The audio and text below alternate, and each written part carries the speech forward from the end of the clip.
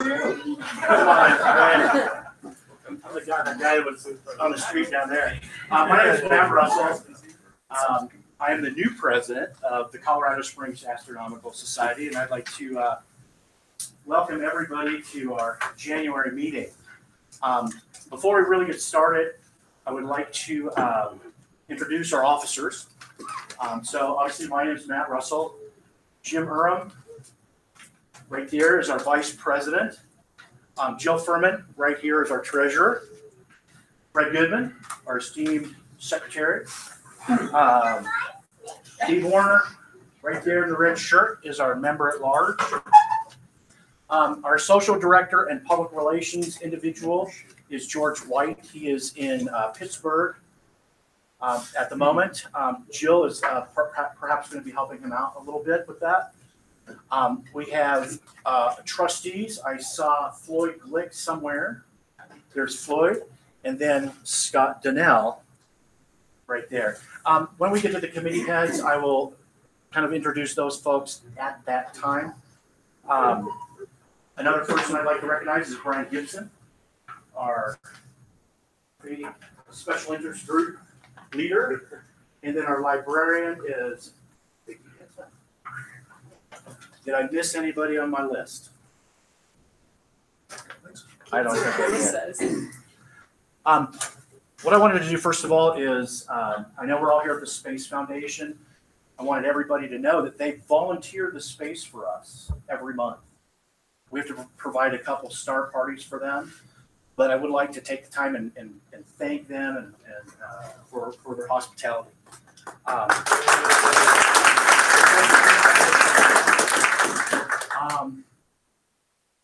Brett, there should be an attendance sheet being passed around. Is that correct? There's actually on the back table there, the small table, there's an attendance sheet. If it gets full, I put a second one up there because we got full house. There's also visitors cards for those of you who are here for the first time and are not members. And fill them out. Especially be careful with the email address, make it legible, because I will be in touch with you within a couple of days. Okay, perfect. One thing that we're going to be doing tonight is, I'm just going to go over a brief agenda. This is the January meeting, and normally what that means is that we don't have a professional speaker come in or a speaker from our club. So there will be members obviously showing some different astro gear. I know Bob's brought some stuff. Can anybody else raise their hand if they brought something so I can kind of get an idea of the time difference? We'll have 4 or 5. Okay, perfect. We'll take a break somewhere halfway through for about 10 to 15 minutes, just depending on time. And then we have kind of a hard stop that we need to kind of leave here at 8:30. Guys sitting at the desk up front are here on their own time, so we got to kind of respect that. Next on the list is one thing that Scott has started doing is asking for if there's any new visitors here tonight for the first time, or new members that could introduce themselves and perhaps give a reasoning about perhaps how you heard about us, what your astronomy interests are, and if there's anything in particular that you're looking for or out of an astronomy club. So is there anybody here for the first time? Yes. I'm very young, and I've been a telescope relatively large size since probably 85 or so.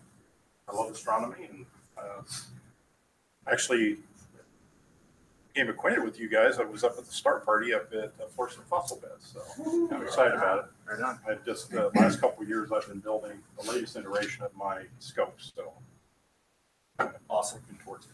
Welcome. At our age, the fossil beds is apropos name. Right. Barry, one other question. Can you pick a number between 1 through 100? 57. Okay, who's up next? You're right here in the blue hat. Hi, I'm Edward. I'm an alcoholic.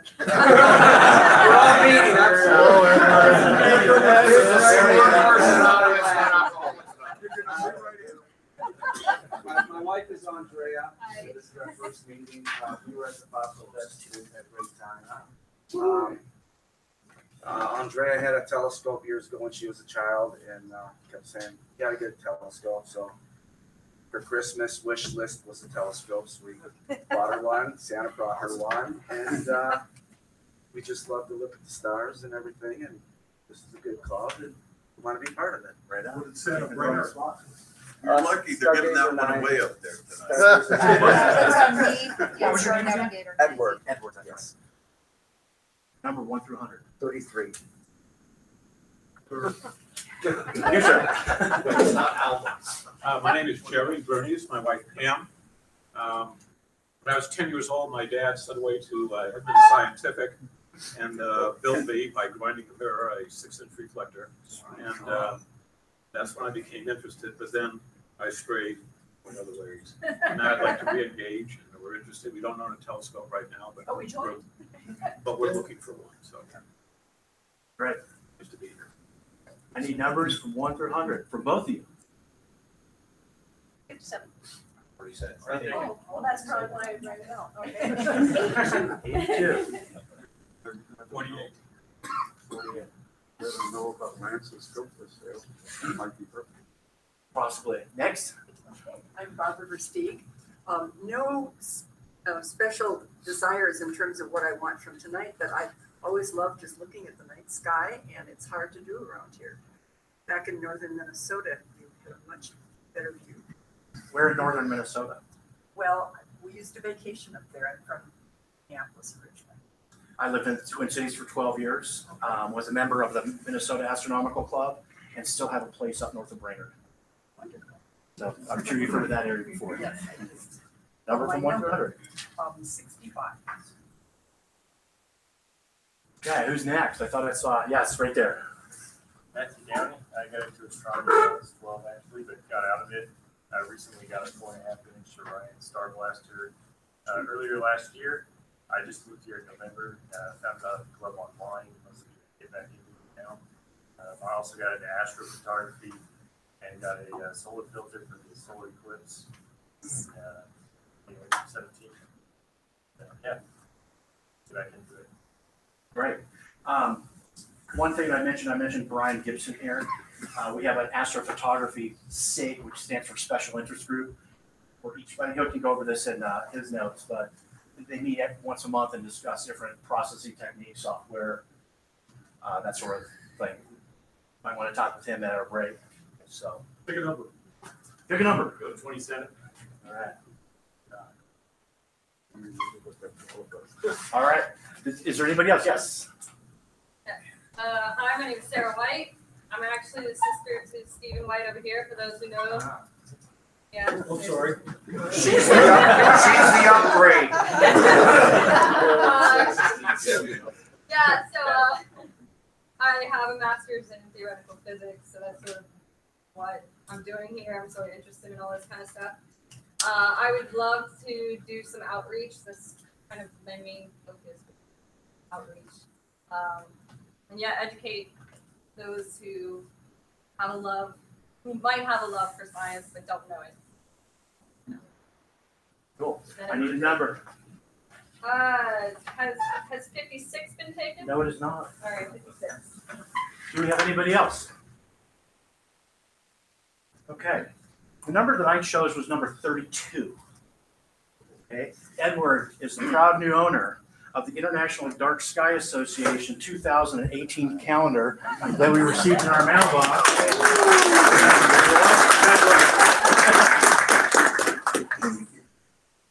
All right.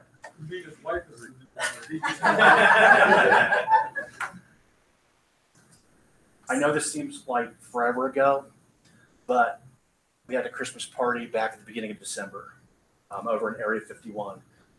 For those who attended, it was an awesome, awesome time. Really like to pay a special thanks to those who put in some extra effort to make sure that that event went off without a hitch. Number one, George White is not here. He helped organize this event. Scott Donnell. I took care of liquor. This is the beer and liquor guy right here, baby. Yep. Doug Cook You helped follow up with some, need help with, if I'm not mistaken? Liquor, ice, Ice, meat. Well, we need ice with all the booze, so that worked out good. Jim Urim, I know that you provided some of the meats. Is there anybody else that I'm missing? You know, I obviously for everybody else who attended, we really appreciate all of the side dishes that were brought. It was really a fantastic experience. And no, you can't have the recipes. I've already gave my email address to someone here this evening regarding one dish.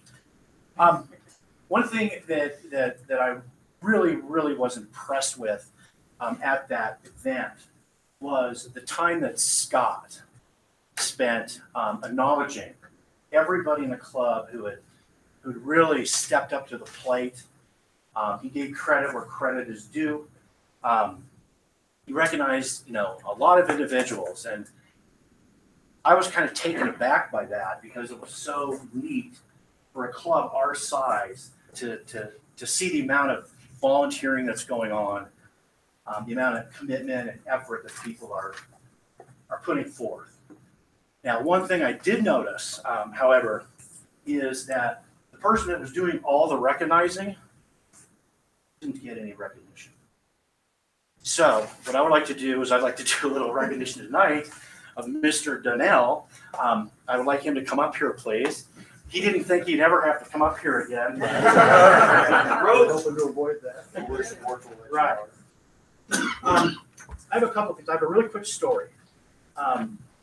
Scott, correct me if I'm wrong here, but you became a member originally when? 100 years ago. Yeah. 12 years ago. Okay.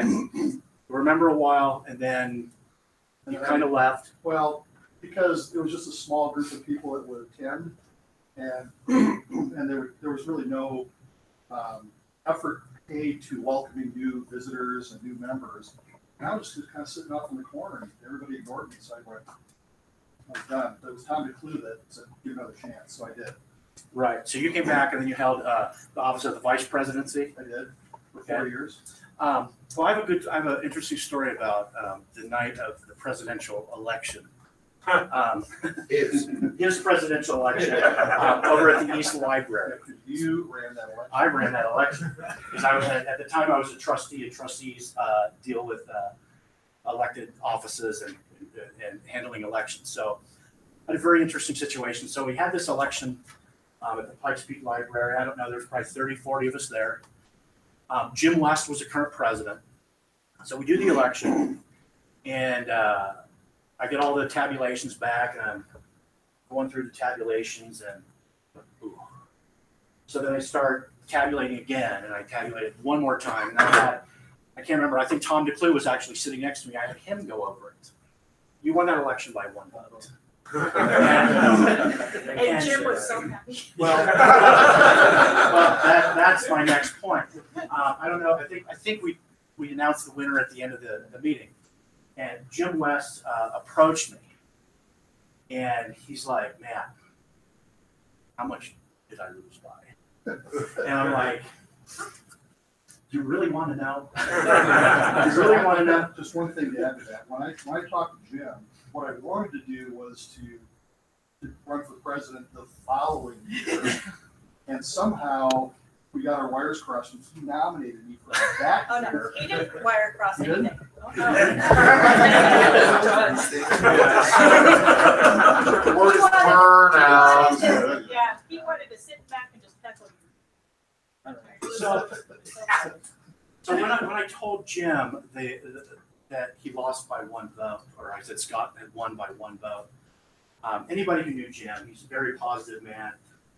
He had this really nice grin, and he said, "That's awesome. He's going to do a fantastic job." And I just want to say, you have done an awesome job.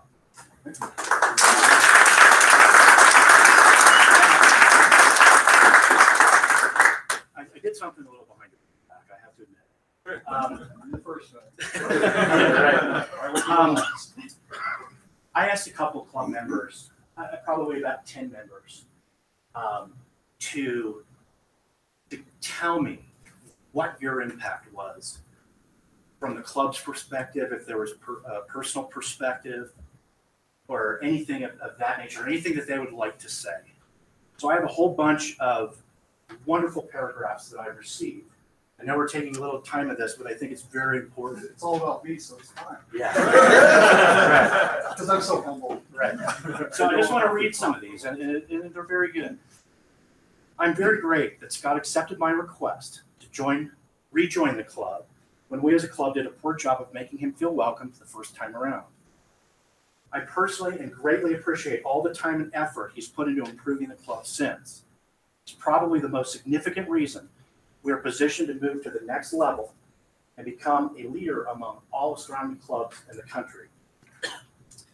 When Scott was club vice president, I approached him about my ideas for improving membership retention rates, increasing repeat attendance at CSAS meetings, and doing things to appeal to a broader base of our membership that we were at the time.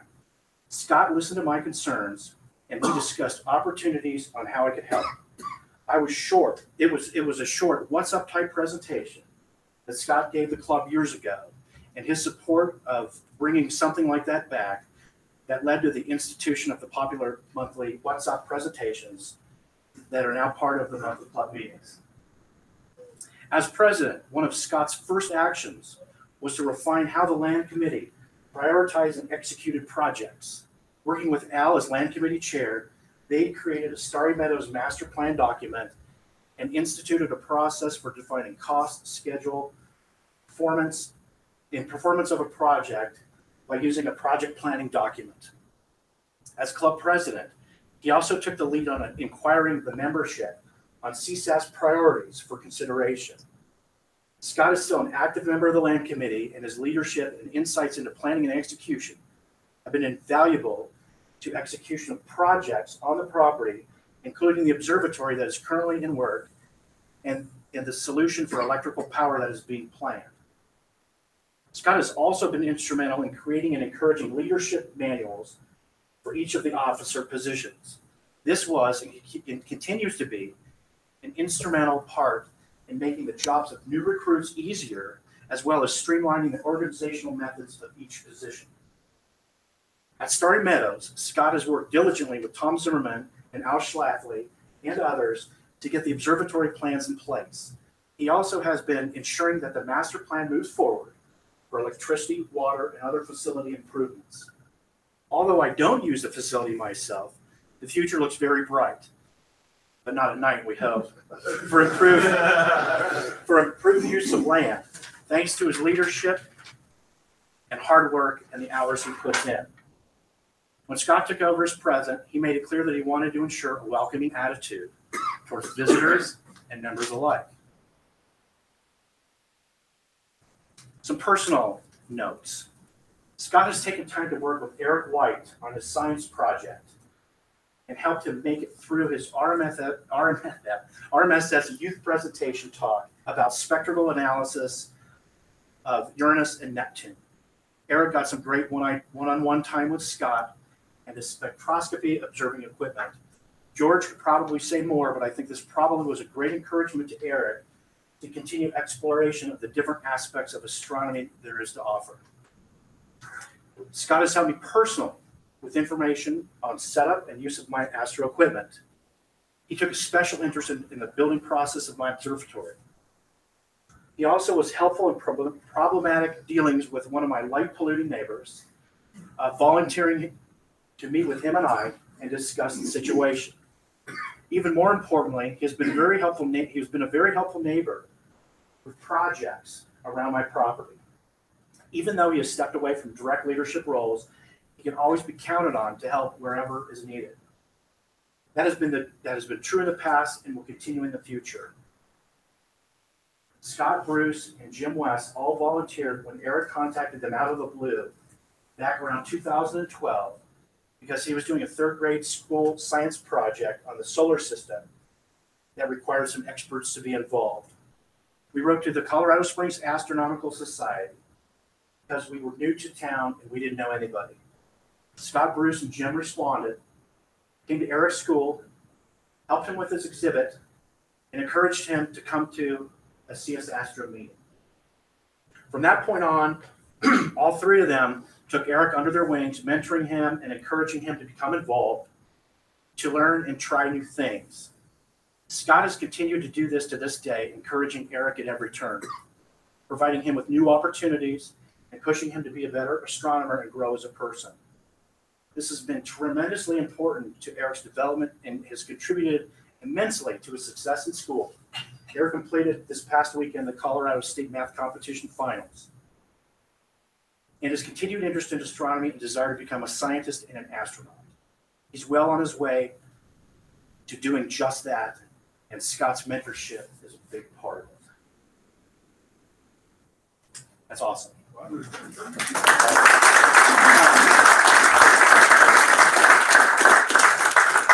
One last thing, Scott. You had brought this article to all of our attention. This is a Reflector article, or Reflector magazine that we get. The December issue of 2017. And there's an article at the very beginning. So if you have this magazine, I encourage you to read it. It's very good. The title is The Successful Astronomy Club Constantly Serves Its Membership. It was written by John Goss, the AL president. Right. One thing regarding that, are you sure you didn't write that? No. Okay, well, the reason why I bring this up is there's 4 key points that he made. I can't seem to find my notes. What they are. First off is that club leadership must remember that all participation is voluntary. Second, everyone's time is valuable. Third, everyone wants something different from the hobby. And fourth, it's supposed to be fun. Right? I think you did a wonderful job with this article is you. And I think that you have done a wonderful job. Thank you, sir.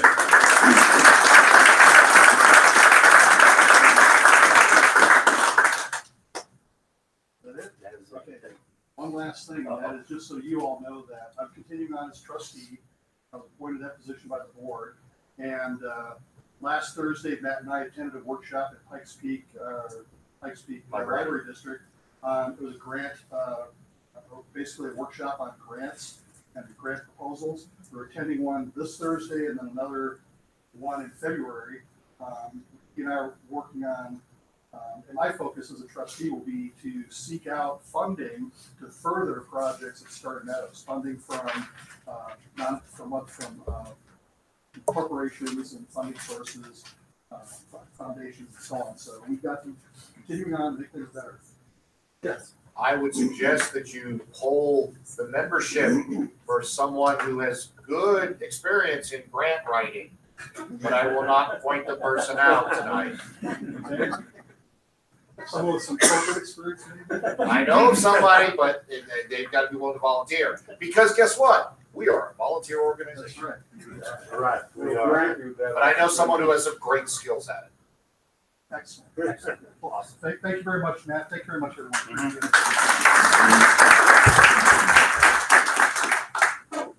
Kind of building on briefly what Scott has just mentioned about grant work and whatnot. One thing that I want to do as a president that hasn't been done in about 3 or 4 years is to review our bylaws. And I know that it's kind of a dry topic, and I think it needs to be done just to make sure that if we start going and applying for grants or getting to that stage, that all of our I's are dotted and our T's are crossed. So there's going to be some more discussions regarding the bylaws in upcoming meetings. For those who have been through it before, it's kind of a time-intensive process. One of the things that our bylaws does state that in order to vote on bylaws changes or any elected officials, quorum is extremely important to achieve. That's why if you are an active member or a member here at this meeting tonight, you sign that sheet, the attendance sheet, because once we get to a voting situation, I need to ask our secretary if we have quorum. If we don't, we cannot continue. Okay? So we'll be talking about that more. One thing that's kind of cool about being the president now is that you can see what's in the mailbox. So I have a couple of things that we got. One of the items was an advertisement, I will have it out here on the table, of some gentleman who has an astro calendar made by amateur astrophotographers. I do not know if it's any good, but it's an option. I'll leave this out here so people can look at it. Next item that I thought was really neat, Dave, I told you I want you to look at this, is a moon floating pocket guide to the moon. And it has really neat information on it. We might want to consider something like this. Okay?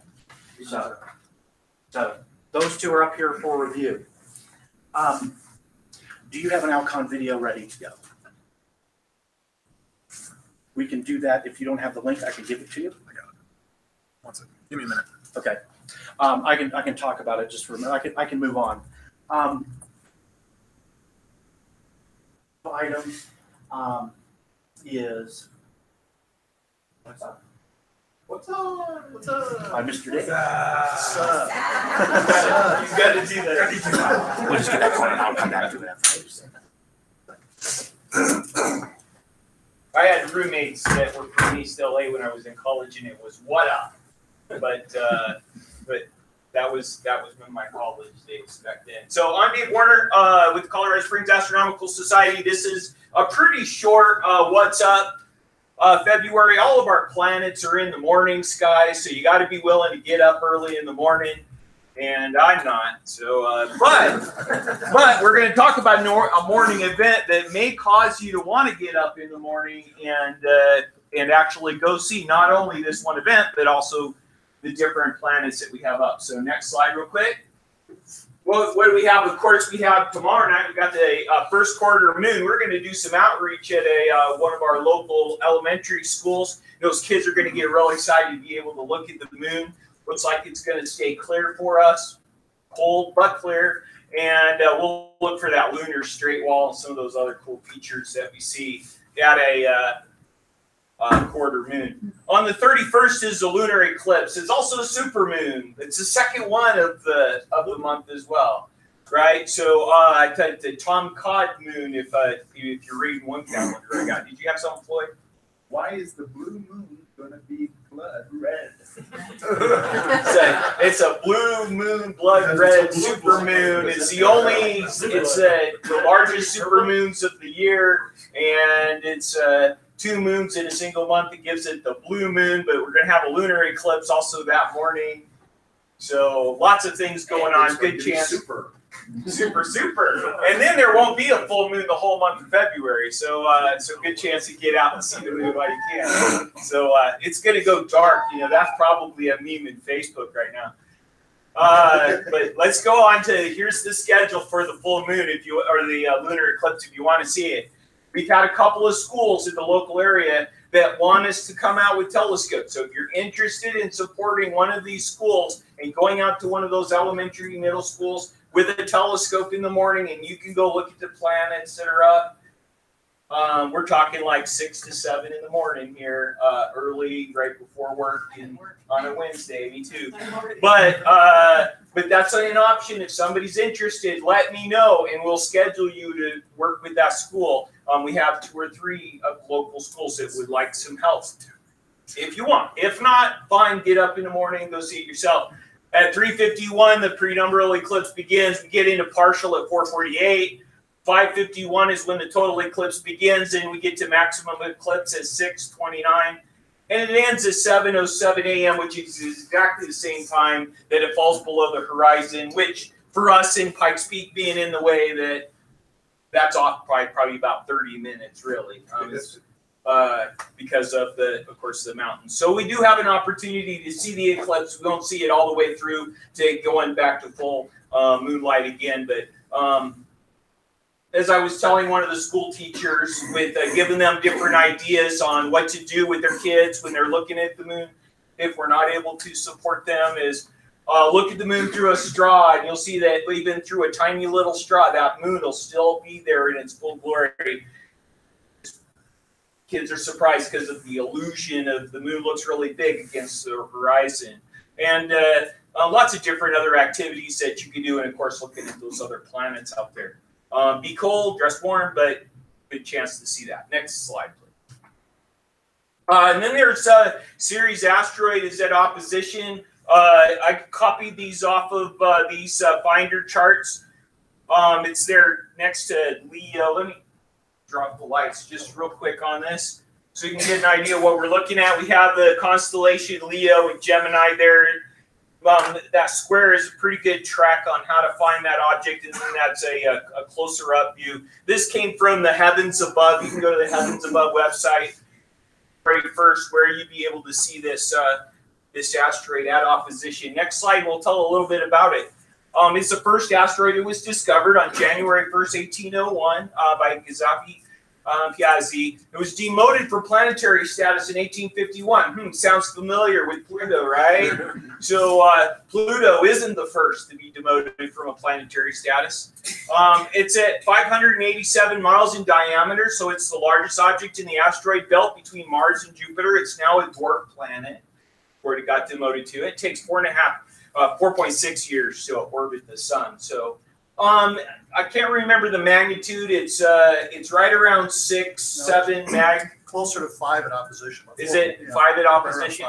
Okay, so so it's right on that border of something that you could look at with small telescope binoculars. But go out, you have an opportunity. There's your resources, Heavens Above. You go find those finder charts to go track where it's at. Good constellations that it's in between there in Cancer, off of Leo, for you to go find it and actually go see an asteroid if that's not something you've done with your telescope before.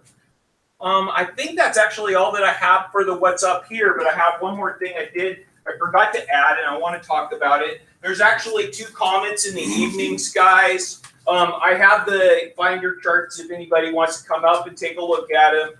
I didn't print them out. I go to cometchasing.com and they have the finder charts. You can just click and it's a PDF and you can go print them out and take them with you to an outreach event, when you're going to come to those.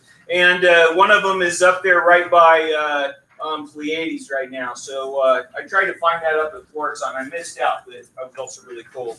Then there's another one that's a little brighter that's up by the square of Pegasus in that region over there. So a couple of comets that are also up there in the night sky.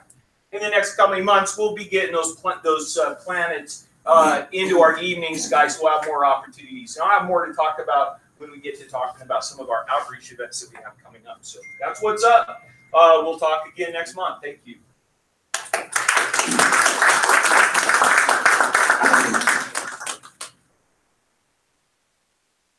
Do we have that video ready? Okay, perfect.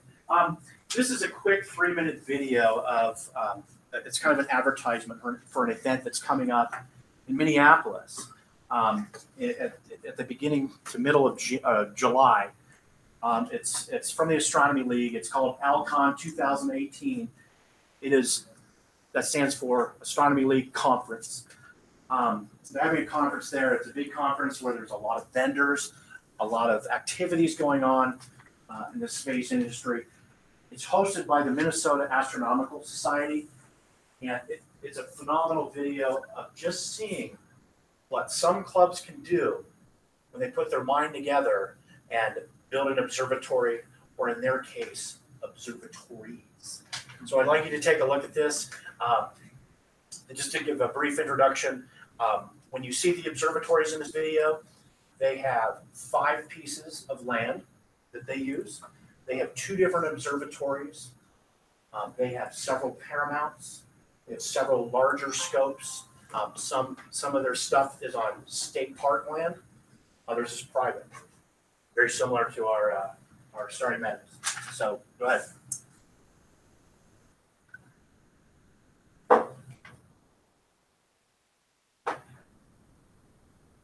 Hi, I'm Dave Faulkner from the Minnesota Astronomical Society. Inviting the members of the Can people hear that? Nope.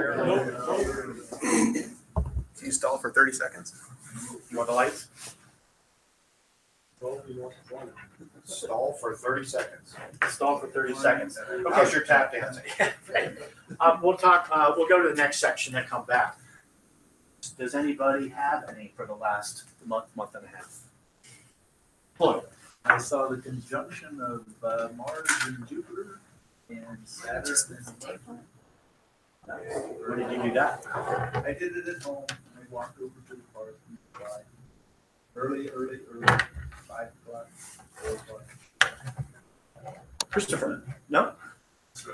Oh. Anybody else? Ruth?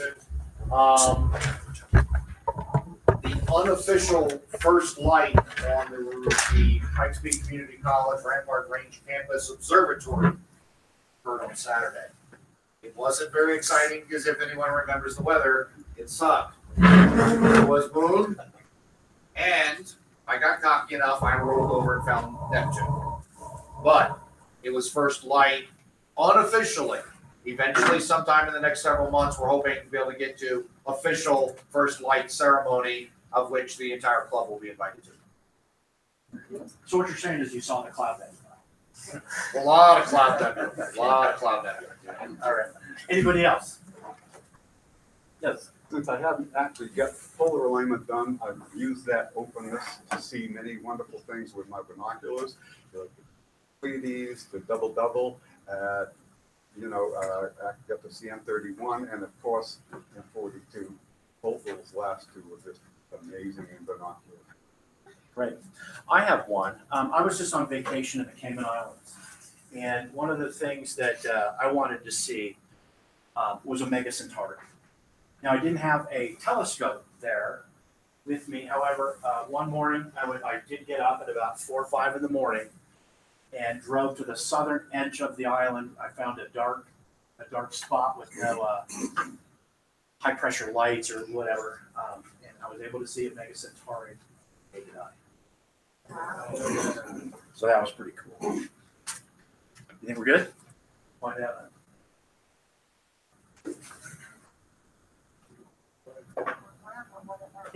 Does anybody want to sign one of those? Closed caption. Here I am, Smashed standing dome. in front of telescopes, just going branching on. And that we could do like Garrett Morris did on Saturday Night Live years ago, and have the caption for those hard of hearing, and he would yell what was going on. All right, well, what we'll do while he's trying to figure out our technical glitch, if we have to, we can come back after the break. Next up, treasurer report. We have money.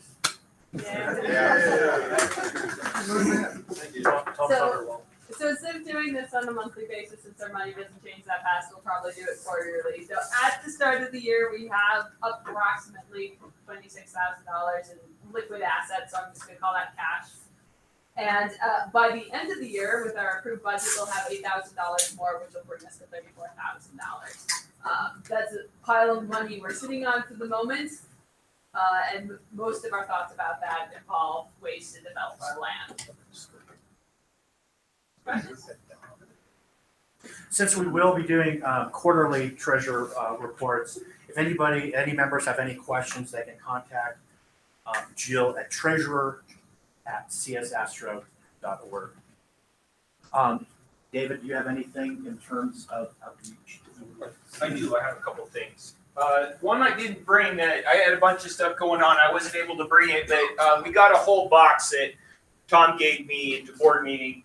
A whole box of the little kids. I'll try to bring it next month so you can see some of this stuff. Little kids for an outreach that we did at Indian Creek Elementary School, which was halfway to Pueblo. There's a little elementary school down there. A couple of us went down there. Those kids all drew up some things, mostly like aliens and UFOs, and thanked us for looking at the stars and want to do space stuff.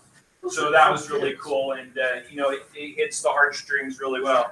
The other thing that we got in the mail, if you will, we got handed this by the National Park Service. It says here, United States of America, this is to certify the National Park Service congratulates and commends Colorado Springs Astronomical Society for contributing 101 hours of volunteer service as part of the 2017 Find Your Park Parks 101 Volunteer Challenge at Flores-on Fossil Bed.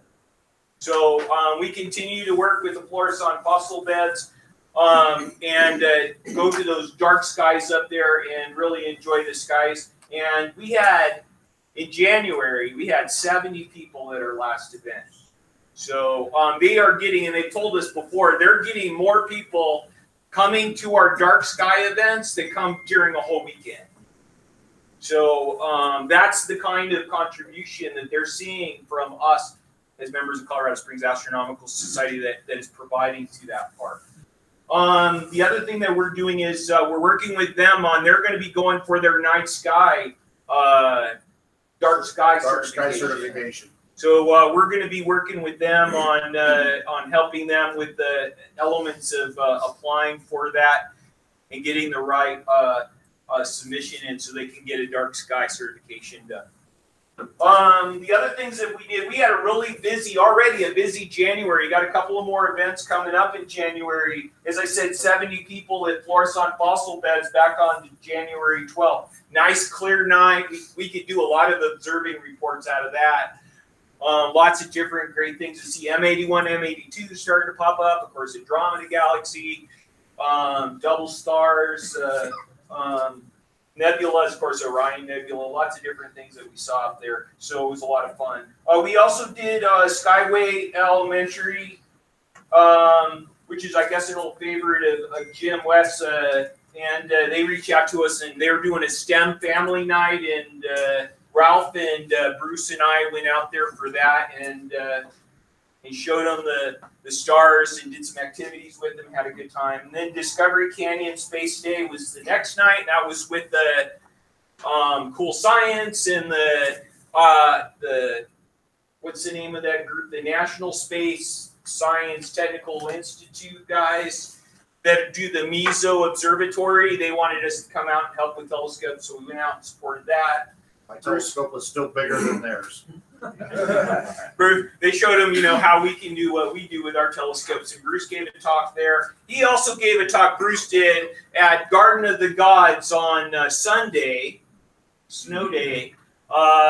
They did a talk on observing the winter skies and navigating the winter skies, and had some people there, even in the snow, had some people there of interest to hear that talk. So thanks, Bruce, for giving that. We'll be doing some more of those coming up. Just related to hearing Bruce talk, I was driving into work.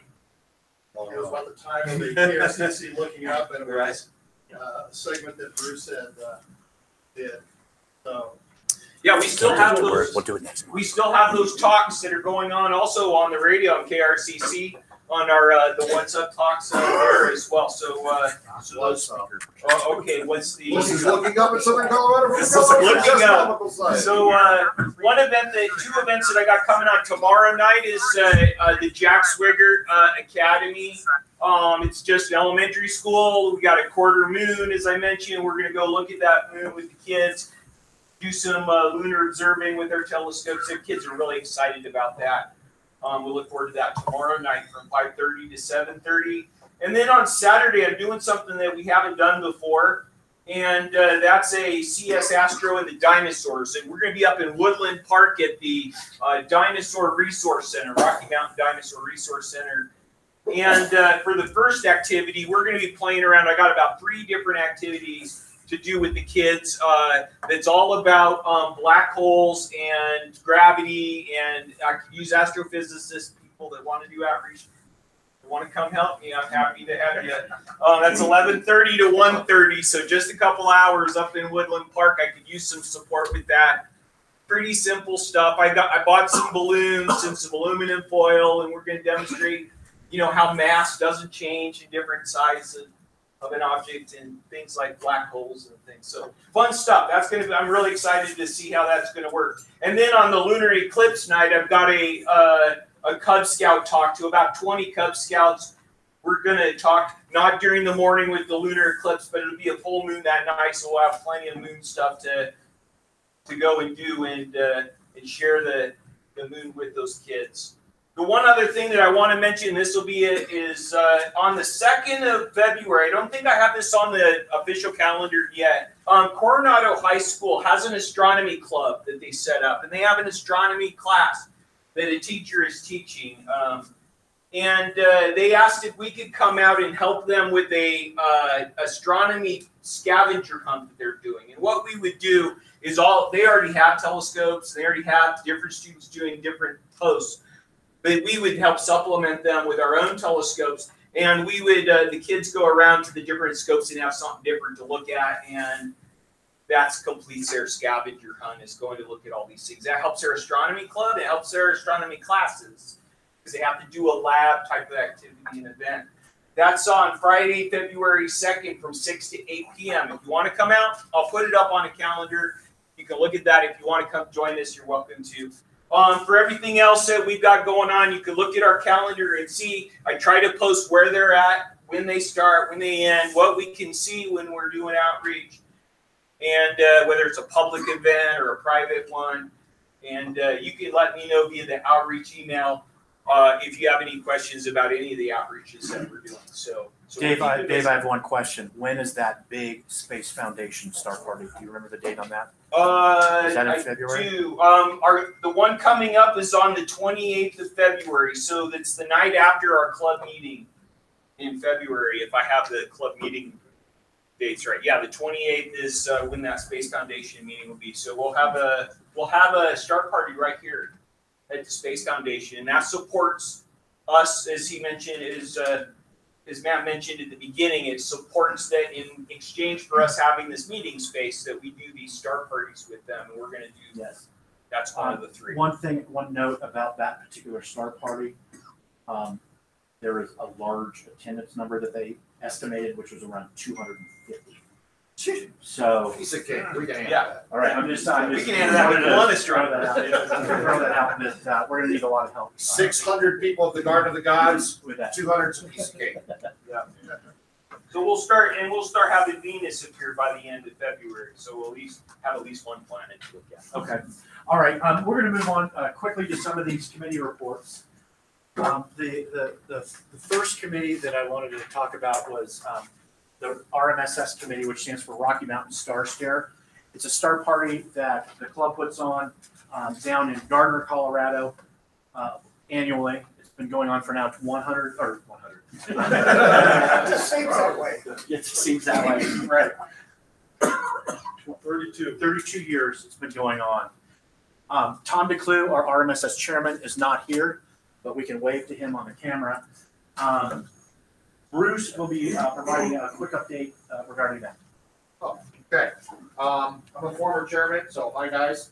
Let's see, schedule. Schedule is locked in. You'll find the schedule available on the website.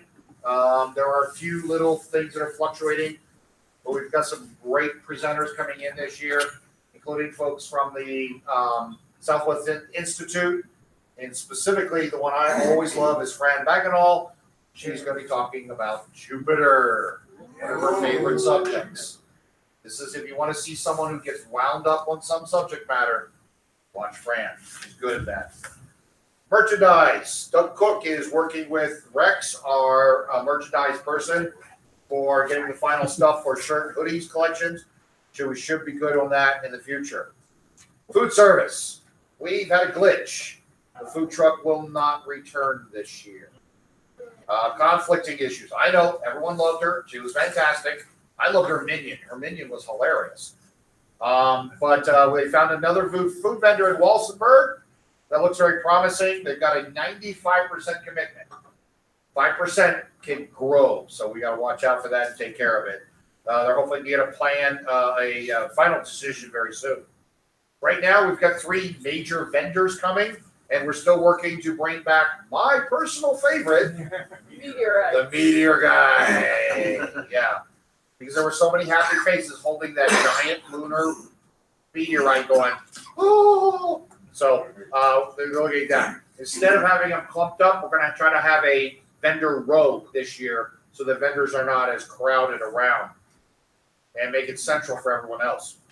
Registration process. There will only be online payments via PayPal or credit cards. No more checks. That turns out to be a logistical nightmare to juggle. So, hey guys, guess what? It's 2018, 21st century. Checks are so past that. So yeah, we're moving on past that.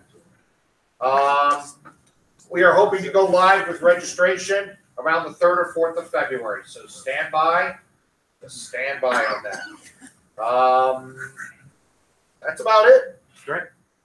Thank you. Try to attend, especially those new people who've never attended it. It is a fun event. We are family friendly, especially the work that the kids committees do and bringing in cool science to play with.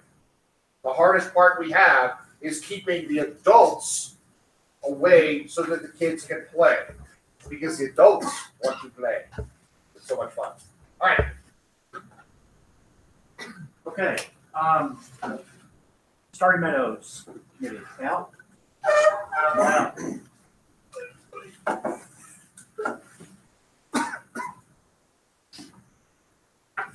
Yes, sir.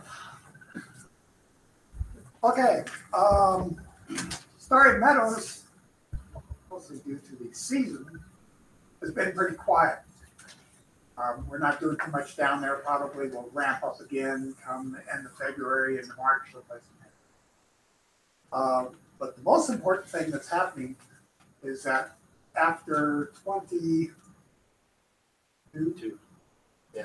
years with the club, I've decided to back off of any of these responsibilities that I've had, like chairman of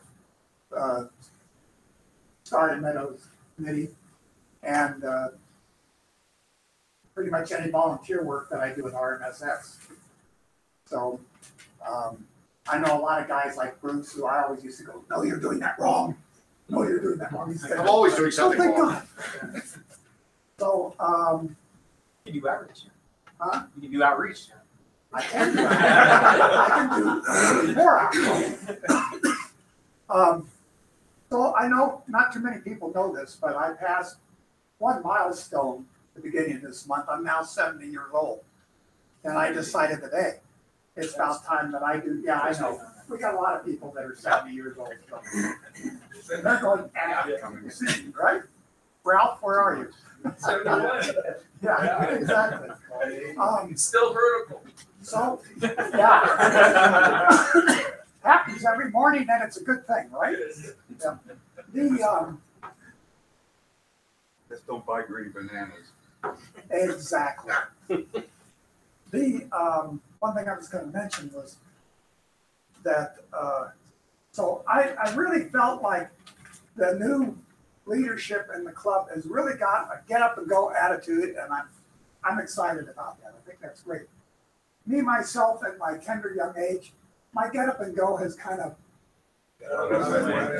exactly. So that's the main reason that I'm quitting. I do want to mention one thing though. There's a fella in the back of the room here that he probably doesn't remember this very much, but he's really probably the one reason that I joined this club way back when. Frazier. Could be. I can remember walking by a meeting or something that they had going on. And boy, you talk about feeling like a neophyte, because at that time I didn't even have a telescope and I felt like a real, well, you know, IQ about 6. So, but I did talk with Mike Frazier. I asked him a couple of questions. I was lucky enough to get his email address, and I can remember asking him, I said, I think I just saw M81 and M82, and they didn't look anything like I've seen in the books. And so I was really kind of disappointed, but he said, no, that's probably them, Al. You're right on. So, thank you, Mike. I appreciate it.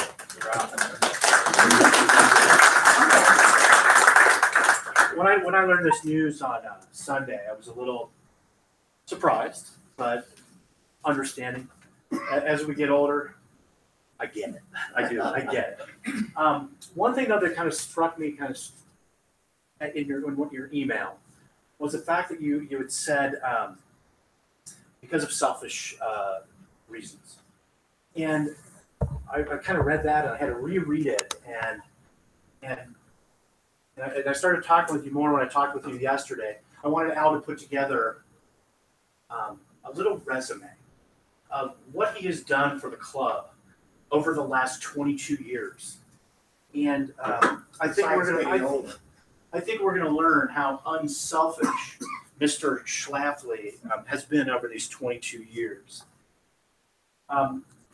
Al joined the club in 1996. He was president on 3 separate occasions. He was treasurer for 5 years. He was the RMSS director for 4 years, including a co-chair position with Art DeBrito. He helped spearhead our land acquisition between 2006 and 2008. He has been the Starry Meadows chairman for 10 years since we purchased that land. He worked with Floyd and others to build the first shed down there. That's that green shed, right? Yep. He was responsible for the selection and purchase of the town hall, which is the building that we use, with help from Tom DeClue and others, and countless other projects that have gone on down there over the last 10 years. A couple of interesting notes about Mr. Schlafly is that he has attended every RMSS except one several years ago. As long as I can remember, he's been at every meeting, maybe except one as well, or contributed at least to those meetings. You've obviously attended countless outreach events.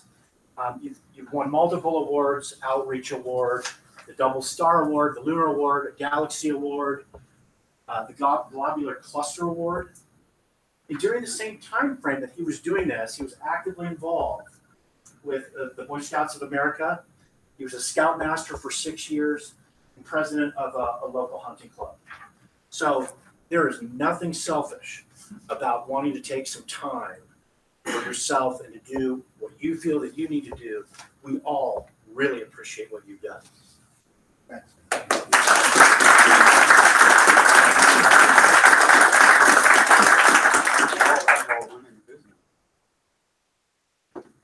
Okay, need to kind of make it quick. Do you have anything for your talk to your group? Real quick, normally we meet, ever since we started, we meet the Tuesday following this meeting. Unfortunately, this next Tuesday I'll be in Texas, so it's kind of hard to be meeting in my house without my being there. So we moved it to, I don't see in the calendar, Monday. So this coming Monday, that's the most important thing to remember. If you can make it Monday, we'd love to have you. If you want some information about where it is and location, please give me your email. I'll add you to the contact list, and I'll send out information about the meeting, just so only those who are really interested, I don't bother other people with it. The second thing is, because the end of the month is a new moon, a full moon, it's a super moon, it's a blue moon, it's a red moon, it's a special moon.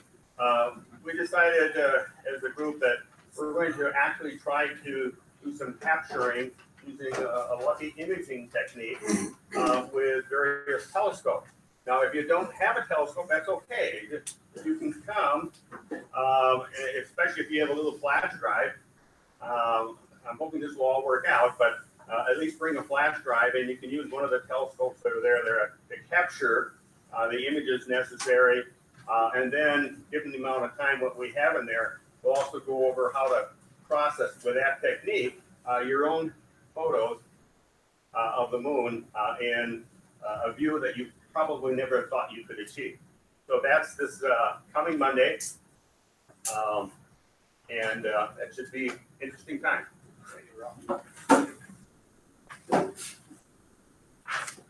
Great, thank you. Next on the list, one thing I forgot to mention something regarding Starry Meadows that has come up. This is kind of a touchy subject within our club.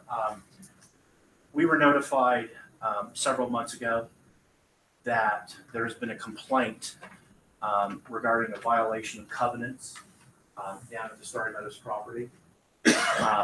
Tom DeClue was the one who received the complaint when he was down there at church one day.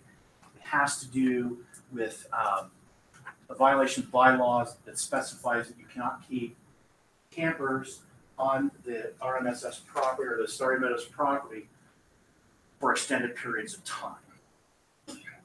Well, I've gone back and I've looked at the bylaws or the HOA agreement. Those agreement documents are all on the website under the membership documents folder. We're going to be researching this issue further to see if this is a legitimate complaint or if it's just something that someone said in passing. But the board felt that it was a good idea to reach out and be a good neighbor and address the issue. So we'll be talking more about this once we have more information. What the board is asking members at the current time is that if they go use the Starry Meadows property and they take a fifth wheel, RV, tow behind travel trailer, that when you leave, take it with you.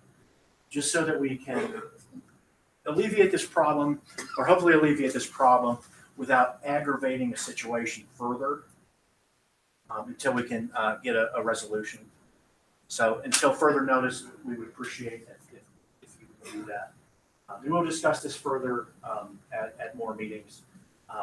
One thing that Al has told me that he would do would be to go down to the property on some weekend and document, take photographs to make sure that we are not being specifically targeted for this supposed infraction. Because from what I understand and what I've learned over the last couple of days, there's quite a few individuals down there that leave temporary residences there on the property. So Not members, other properties. other properties, correct. So is there any questions on that for now? I'd kind of like to keep it brief if we can. We're kind of running up on some time issues. Floyd, did you have a question? Okay. Webmaster. Our webmaster, I forgot to introduce at the beginning of the meeting, I think. His name is Stephen Paliga. Is that right? Paliga. Do you have any updates that you would like to give us? No, not at this time. Okay. I have a couple updates. We've been approached by another club member, Chris's significant other, that will be helping with or wanting to help get some of the web site changes made that need to be done. Everybody's got busy schedules. Stephen's got busy schedules. So we want to bring someone else in to help with that. And we're trying to schedule an appointment so that us three can get together, go over some guidelines, expectations, and start talking about changes that we need to make, which we've done quite a bit of, but then possibly a site redesign. So those are things that are kind of upcoming as well. We're just trying to get that scheduled in. I think that one more thing. So I'm going to represent George White for the moment in the social committee, CSAS today. Just an opportunity for you. I'm sure that most of you are aware that the National Space Symposium happens each year in this town. It's April 16th to the 19th. If you have a large bankroll, feel free to go pay for your own admission. If, on the other hand, you are poor and your company isn't giving you a free ticket, other ways to get in. This is the premier demonstration of what space is doing actually for the whole nation that comes to our site. It's one of the most major things that's held at Broadmoor. So if you want to see the latest and greatest satellites that people are launching literally mocked up in the demonstration hall, this is an opportunity. The way to get in is through the Space Foundation, the place that you're in right now. Brian Gibson's an excellent person to ask for more information, but generically speaking, if you volunteer your time to open a door, check a badge for 2 or 3 hours, they will give you a free pass to the exhibition hall, which is, I'm going to say, very well worth your 2 hours. So again, April 16th to the 19th, but you'd have to sign up pretty soon because those volunteer slots go fast. Talk to Brian in the break if you have any questions on that, or me, or my husband Jason with the curly hair over here to tell you what volunteering gets you. Awesome, thank you. Okay, I think we're ready for a break. Let's do a 15-minute break. That will give us 40 minutes. Brian, do you think that will be enough time? Brian, so we have about 5. Okay, so coming back at 7 or 19:50. Some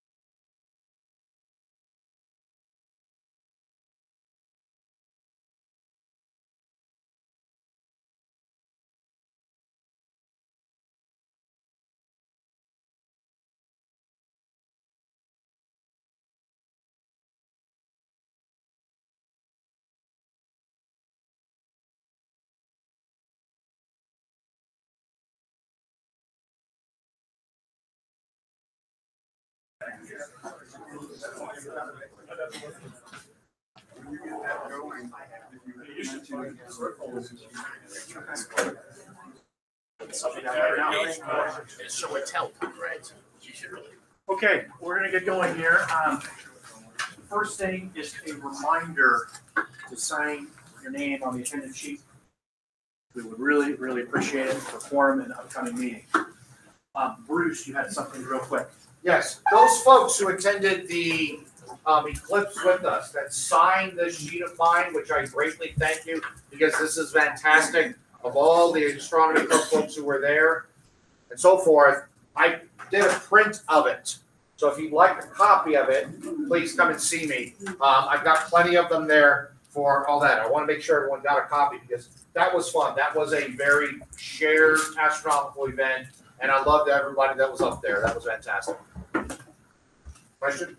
I want one. Oh, okay. Yeah. Okay, one last thing before we get started into the show and tell is I have just received an anonymous tip from a person here at this meeting that Custer County is really pushing hard for a dark sky initiative. So there might be something on the forums on that in the next day or so. We can talk about that at some other time as well because I spent a lot of time dealing with Colorado Springs a long time ago in the early 2000s about dealing with politicians and folks who don't understand dark sky policy. So, yes. Now, Custer County is the county that Westcliff is I in. am the county seat, Pretty yes. sure. You know, and Westcliff is the county seat for Custer County. And Westcliff is an international dark sky. Yes, so this is an initiative to grow. To grow that. Yes, Chris. I thought Silver Cliff already had that too, the International Dark Sky Association. I'm not sure. I know that Durango does. No, I There's a think- difference between Silver Cliff and Westcliff? Yeah, I think it was actually combined. Yes. This is actually for the whole Wet Mountain Valley. They're trying to get the whole thing under dark sky. They need us to contact Custer County by the end of January, which is next week. But what I'm gonna do is I'm gonna post, the guy who sent this to me has all the addresses and whatnot of the people we need to contact, because this would be a really great thing for the club, if you get that to happen. It was a photographer who sent this to me. Takes people out there to take, night shots. Okay. I'll get this on the web, so look for it. All right. Alan and I were curious, does that really help? I have no idea. Okay, we're gonna start our show and tell, and I have nominated this guy. Me. Paul!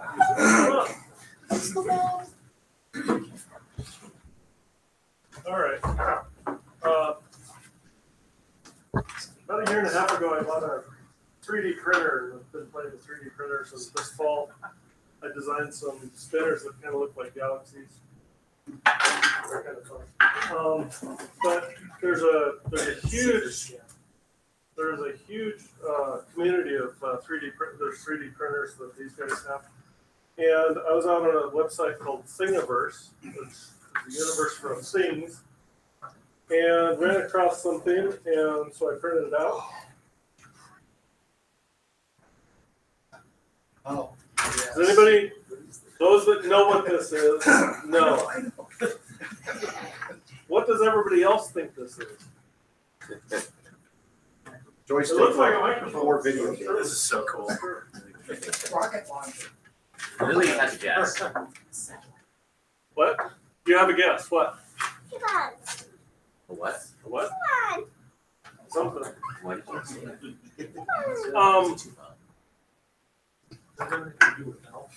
No. It has to do with the sun, turns out. So this is altitude, and you point this north.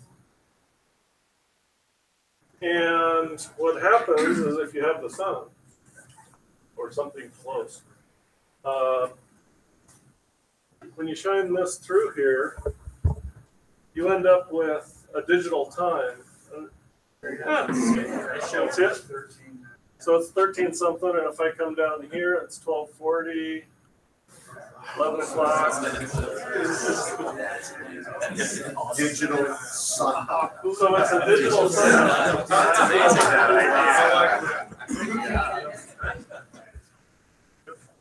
I thought that was pretty cool. So I really haven't used it much yet, but what they did is they calculated, the angle of the sun and how to make the digits and how to close off the different things as it goes across. It changes the time every 20 minutes, so it's not really accurate. But it's just kind of fun. For sundial, that's really accurate. So, Bob, is that Very time? cool. What? Is that time consuming?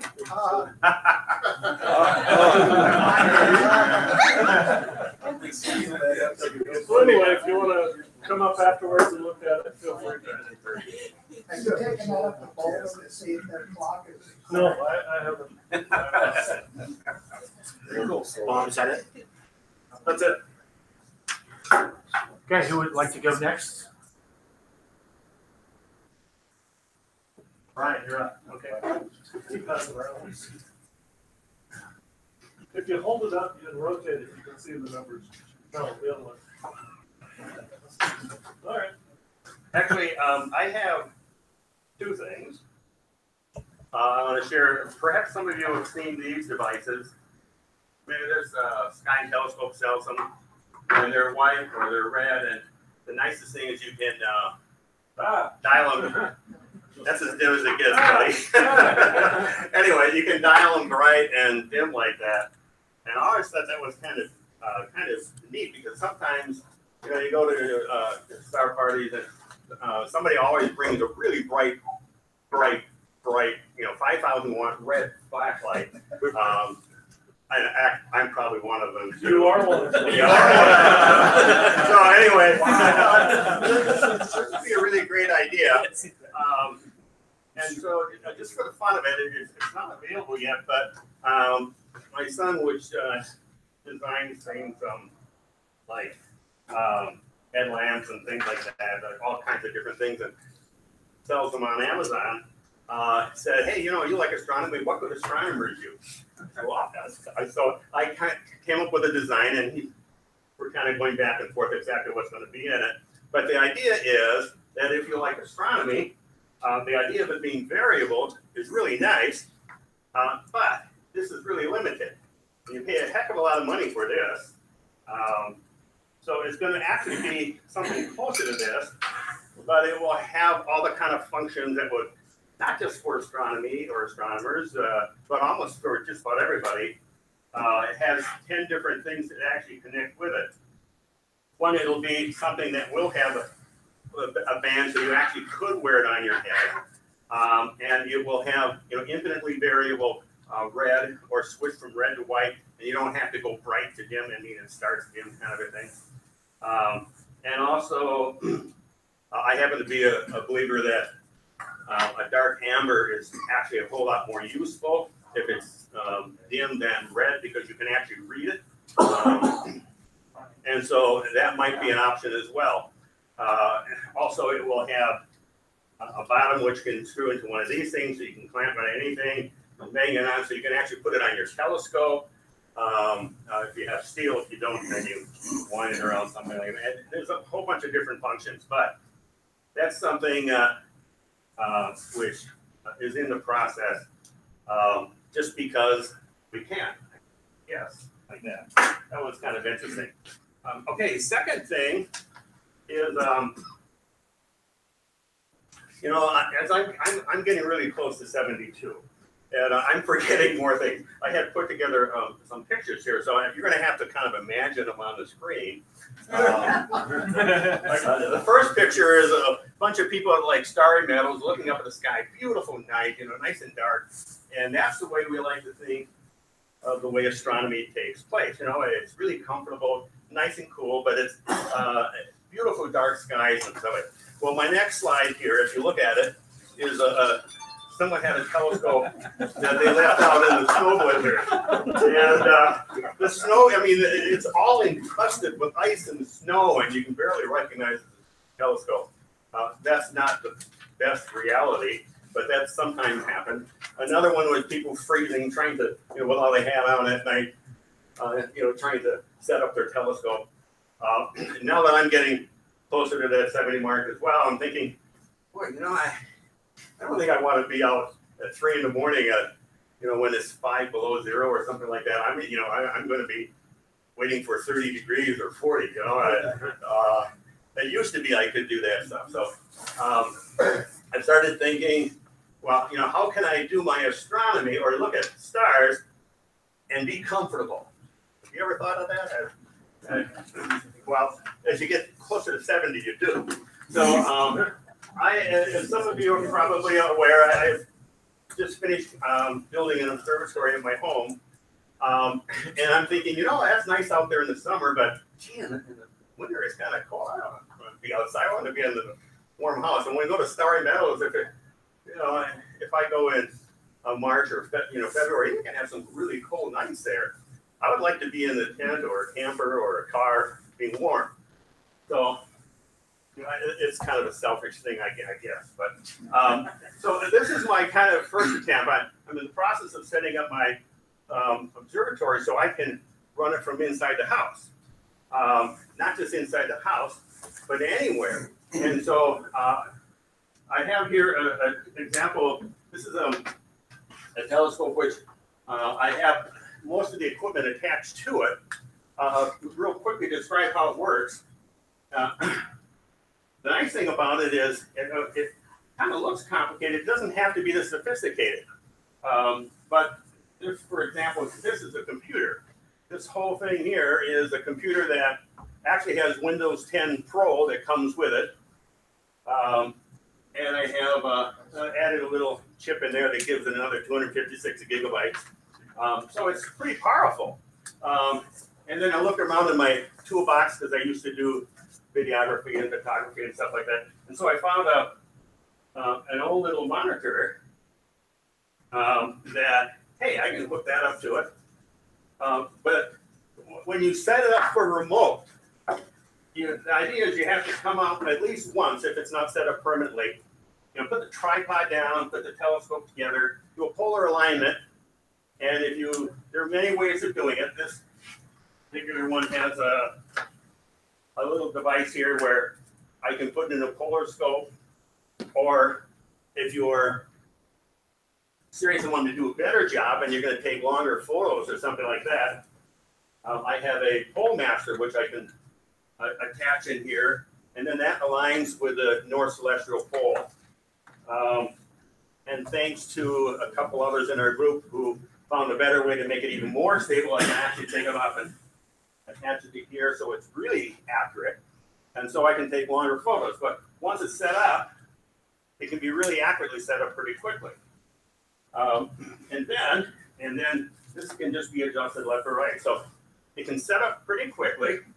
You have to turn the computer on. The whole idea of making it remote is that I can actually go down to the Cayman Islands and run my telescope.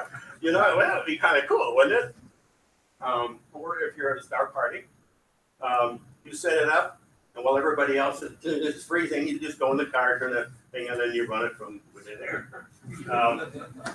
So to set it up, I also have a little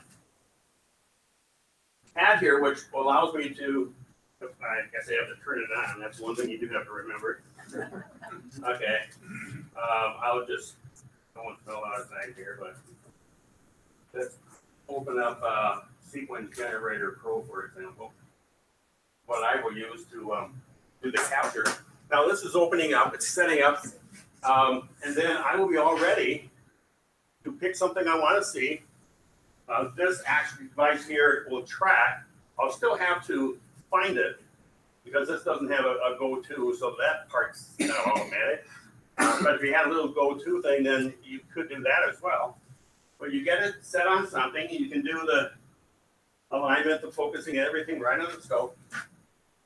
This particular one, instead of a DSLR, I have a different camera, which is monochrome, a filter wheel, so I can do all the colors and the changes and stuff like that. But to make it real simple, all you really would need is a DSLR and a computer. You don't even need this because you can use your laptop outside and then bring it in. but then it's all set. And so you go in the car, take your laptop and think, well, you know. And then you have your hot chocolate, whatever it takes inside.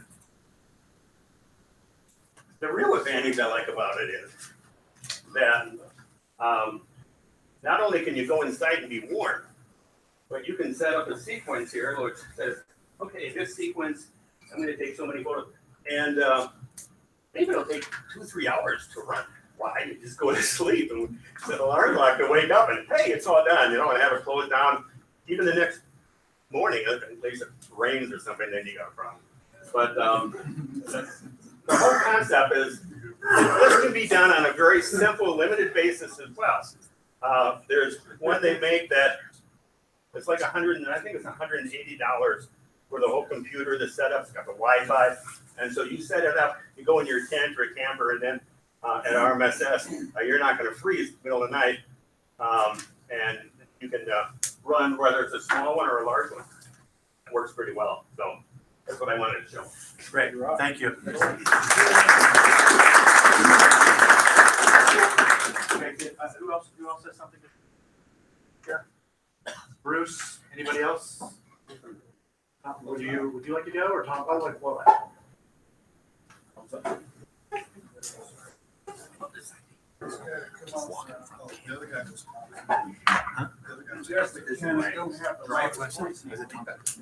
I got these many years ago. They're Russian. So the Trump campaign didn't have anything to do with it. But they're listed online as constellation glasses. Or I think Orion has something very similar. It's fancy, it's multi-coated and all this. But what they are, they're about 28 millimeter front lenses. Now they're only 2.8 or 2.3 power. So you waste a lot in exit pupil with you. But at 2 power and something like this, you can carry them in your pocket. You can get them out at a moment's notice. Look at something that's fairly bright, and you can see it's got a nice wide angle of view. And I just find them kind of handy. They say Orion makes some, you can get them on other sites. You just look up constellation glasses. And they're a cute little thing to have. Okay. Very cool. What's that? These, my wife worked at a photo store at the time, and they had an exchange corner. So when something came in she thought I was interested in, she'd either get it or I could go down and get it. They were $20 at the time. Things in Ryan now are like $200. If anybody else passes these around, if anybody wants to take pictures. There's anywhere from $180 to $300. Yeah. Wow. But you can find what's the difference between versions, you know? This is probably not fancy, yeah. Probably not multi-coated and all that fancy stuff. But they do pretty good. Individual. Don't ask me to say the name of the company. Pretty much get all of Orion in. That's kind of weather.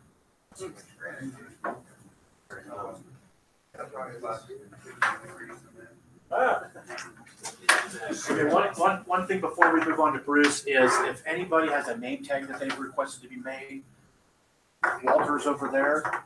I know we're kind of getting close to the 8:30 cutoff, so if you want to kind of talk to him about those name tags, that'd be great. Bruce?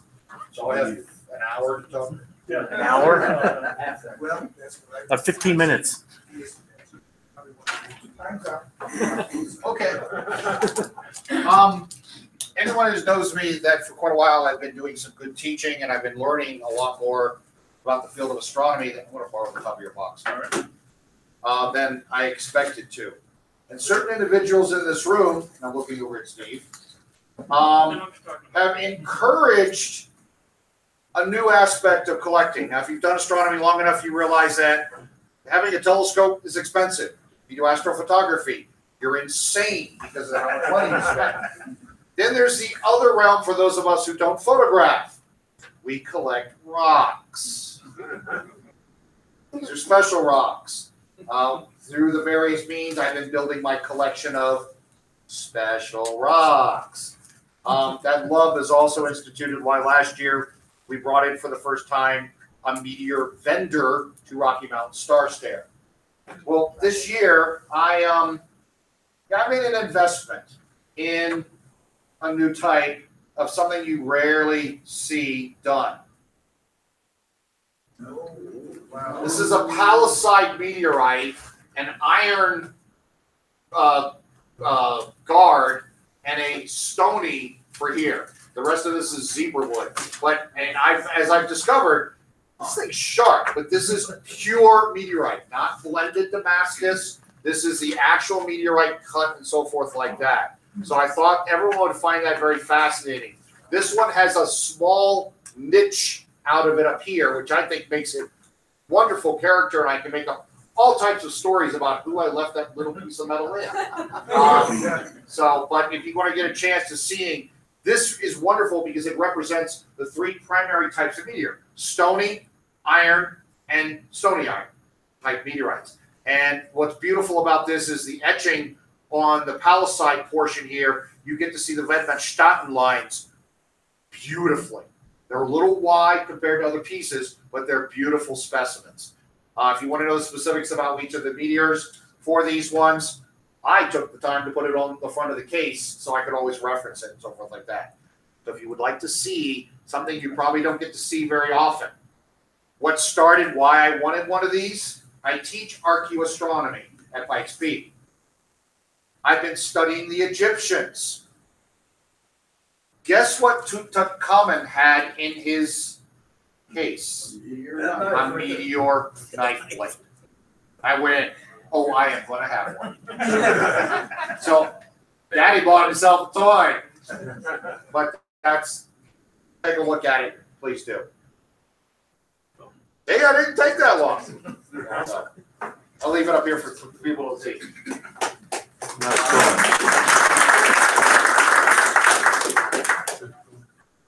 Anybody else have anything that they would like to share? Yes. My name is Steve Riegel, and the stuff I've got here tonight is not my own stuff, but on behalf of a coworker, I promise that I will bring it to the club to your attention if anybody is interested. A friend of mine at work is getting kind of out of astronomy, and he has two things he'd like to put out basically for offer. One is an 8-inch f/7.5 mirror, and he has had it tested, gave me a copy of the report, which claims it is a better than 1/20th wave mirror. So if anybody is looking at building your own 8-inch scope, he has a mirror for sale. The other piece is he's got a Celestron 9¼ on a CG5 mount. Basically, he's used it twice. It's been sitting in his garage ever since. So if you're looking for a telescope, he is looking for a buyer willing to make a reasonable offer. So if anybody is interested in either of those, please come see me, and I can provide copies of photographs and things like that for the information. Right. The only other last thing that I have is I know that we're cut off here at 8:30. I wanted to mention a couple of social events that club members have started doing on their own. The first one, I guess, was the pilot, and is that what you would call it, over at Trinity Brewing? Oh, yes. The pilot was today. So I guess there's some individuals that are getting together prior to the meeting over at Trinity Brewing. It's what, a half mile down the road on the north side of Garden of the Gods. And Fred, is the after meeting social going on? Are we doing that at the Village Inn? Yes. So there's an after meeting social if you just like to sit around and talk with some members or get familiar with some other folks. Free food. That's the one down here off of Garden of the Gods. You hit the highway just before. Yeah, it's right by I-25. I-25. So those two events are available. Is the Trinity Brewing, did the pilot go as expected? It went very well, although we were considering it might be better to move it ahead or have it start 30 minutes action, earlier. Started at 5. Started at 5 instead of 5, just so we're not rushing. I told Jill I would put 5 o'clock on. All right, good. Okay. Is there anything anybody else would like to mention before we stop? Just quickly, as far as announcements, next meeting, the topic for next meeting, I've had some people ask, hey, how do I know what's coming up? So the meetings are posted on the website. Next meeting is Dave Warner presenting on getting started in astronomy. So especially for those of you who are new and curious, we don't do this every time. So usually we have speakers and presentations. So, but that's all on the website if you're curious. All right. Yes. The ASSA bulletin. So if you bring up the webpage. Oh, are we gonna do that? We can do that today. Is that the one, the Australia? Yeah. Yes. Would you like to explain that? So It might help out. Actually, it could be like a show and tell thing here. So Steve, if you just scroll down on our main webpage, we move to, when you get the, keep going. We get the latest CSAS news back here. Every month as I get them, I post the bulletin from the Astronomical Society of South Australia. It's our sister organization in Adelaide. And they, as a courtesy, provide a copy of their monthly newsletter. In the December newsletter, for those of you that attended the August eclipse, Stephen Duplop and his family from ASSA, he wrote a really nice article in this edition, and he even signed the thing there. So that's just thing. So if you get a chance, just go ahead and check out the December ASSA and read Stephen's article. Right. Thank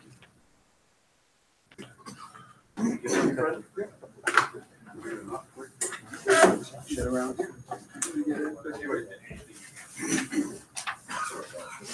Okay. Now I realize this is show and tell right now because of unexpected situations like shoveling snow for 2 days. This is only tell and it'll be brief. I recently bought a ZWO ASI 185MC camera to use for many different things. But the one thing that's going to get me going very quickly here soon is with the program called SharpCat Pro. It has this wonderful built-in polar alignment routine. This whole combination is basically what the similar situation with PoleMaster is all about. In fact, PoleMaster basically got the idea from the program that SharpCat uses that actually had been around for many years. So I have a 50mm mini guide scope, and I'll be using that combination not just for that, but for guiding. And it's a wonderful camera as well for $176 for solar, lunar, planetary. It just does wonderful, of course, with the right filters, protect the sun, protect from the sun at all times. And then I posted something on the CSAS discussions forum today. And one of the things that was interesting is I've gotten some feedback recently on some of those visitors cards, people interested in things like orbital dynamics and space travel and so forth. Well, this is what looks like a kid's program, but it's not because it's highly technical. So it actually has you have this character that you do programming to set it up for a trip to the moon and so forth. And you actually have to know a lot about what you're doing to get this thing programmed properly to make a successful trip to the moon and a return. So look at the CSAS discussion. There's a link to that particular information.